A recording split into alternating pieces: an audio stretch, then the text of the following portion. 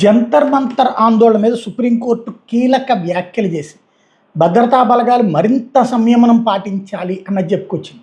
రాళ్ళు విసిరినా కూడా మీరు కఠినంగా వ్యవహరించకుండా ఉండాల్సింది అని చెప్పింది. వాళ్ళకి కౌన్సిలింగ్ ఇచ్చి శాంతింపజేయడమే ప్రభుత్వాల బాధ్యత అన్నటువంటి విషయాన్ని స్పష్టం చేసింది. నిరసనకారుల సమస్యలు వినడమే బలమైనటువంటి ఆయుధం అన్నటువంటి పాయింట్ని మెన్షన్ చేస్తూ దూకుడు ప్రదర్శిస్తే సామాజిక హింస పెరుగుతుంది కదా అంటూ వ్యాఖ్యానించింది. యువతను శాంతింపజేయడానికే ప్రాధాన్యం ఇవ్వాలంటూ చీఫ్ జస్టిస్ సూర్యకాంత్ చేసినటువంటి వ్యాఖ్యలు ప్రభుత్వం నుంచి వచ్చే తీవ్రమైన ప్రతిస్పందన సరికాదంటే లాఠీ చార్జీ అన్నటువంటిది సమాజంలో ఆగ్రహాలను అది మరింతగా పెంచుతుంది అన్నటువంటి విషయాన్ని చీఫ్ జస్టిస్ చేసినటువంటి వ్యాఖ్య.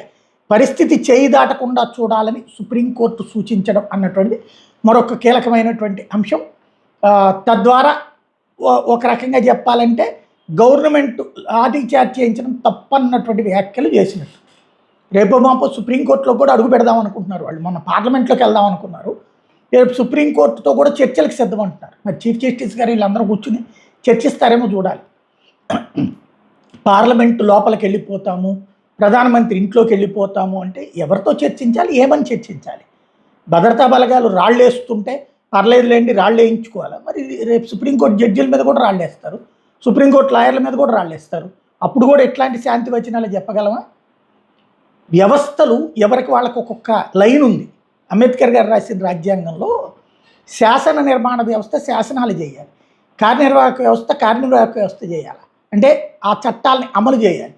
న్యాయ వ్యవస్థ అనేటటువంటిది ఆ చట్టాలలో లోపం ఏదన్నా ఉంటే రాజ్యాంగ విరుద్ధంగా ఉంటే శిక్షించాలా, తప్పుబట్టాలా, దాన్ని మార్చాలి. అలాగే నిరంతరం ఐపీసీ ఈ యాక్టివిటీ చూడాలి.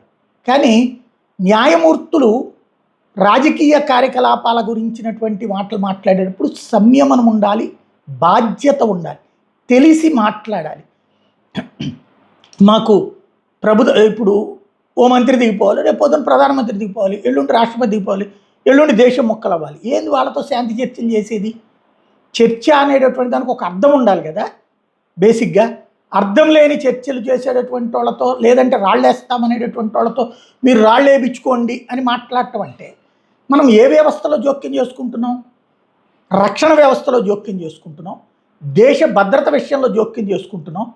ఇదివరకు రఫేల్లో ఏలు పెట్టి ఎట్లయితే చేయగలిచామో ఇప్పుడు దేశానికి సంబంధించి కీలకంగా చేస్తున్నాం.